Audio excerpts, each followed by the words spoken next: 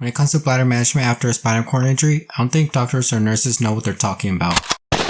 Real quick before I tell you how I do my bladder management, I'd like to thank Stormy and Friends for subscribing. And for donations, I'd like to thank Matthew Ashley for donating $10, Vadas Manzarian for donating $20, and Brandon Shea for donating $25, and he messaged to save the animals. Tom Stankovsky's messaged me, hey, I have some questions. Do you feel when you had to pee, and how often do you cath? I'm a T11 complete, and I'm paralyzed mid-waist, which means I cannot. And I'll be answering your second question in a bit. Tom's also messaged, and you should mention about your feelings while cathing. Whenever I upload a cathing video, I get a lot of cringe and questions if I could feel the insertion of catheter. Luckily, I'm a T11 complete, but if I was incomplete, then I'm pretty sure I could feel it, and I'm pretty sure it's gonna hurt. Our next question is from Curly Smith, and he messaged, so my question is this: I got notified that I'm easily get constipated from my pain pills I've been taking. They tell me it's not possible to train my bladder to where I can't relieve myself on consistent routine, and that I'm more likely to wear diapers for the rest of my life. Do you think I could beat that when I have more years under my belt to start using toilet instead of wearing diapers for life? They probably said that since we're paralyzed and we're prone to have accidents. But you could lower your chance of having accidents by having a time schedule and by monitoring your fluid intake. And speaking of training, we actually can pee on command. And this goes for incomplete or complete. I made a video a while back ago that I'm able to pee without a catheter. All it is just squeezing and putting pressure on your bladder to allow pee to come out. I only do that when I'm out and about and I ran out of catheters, or I need to do something quick like a urine sample. I'll be leaving that video and link in the description if you want to check that out. And later in this video, I'll be telling why it's actually bad that we're able to pee by squeezing our bladder. Now back to Tom's second question on how often you should cath. It all depends on your fluid intake and outtake and if you keep having accidents. And you can use a urinal that has numbers on the side to measure your fluid outtake. And it should be about 500, which means it's about halfway full. Anything higher like a liter, which is all the way full, then you could get UTIs. If you have a little outtake or your pee is dark yellow, then you need to drink more water. But if you are drinking water, you don't need to cath so soon. But if you have a lot of pee, then lower your water intake or cath sooner. A couple hours before I go to bed, I only drink sips of water. This will help prevent accidents when I'm sleeping. But I didn't use the urinal to figure out my time schedule. I did like an underwear test. I call it underwear test because you're supposed to wear underwears when you're doing this test and not diapers. And it's because with diapers, it soaks up your pee, so it's kind of hard to tell if you're wet or not. And you should only do this test when you're not out and about because you don't want to have accidents. So how you do this test is cath every 8 hours, and for peeing yourself, then go every 7 hours, and for still peeing yourself,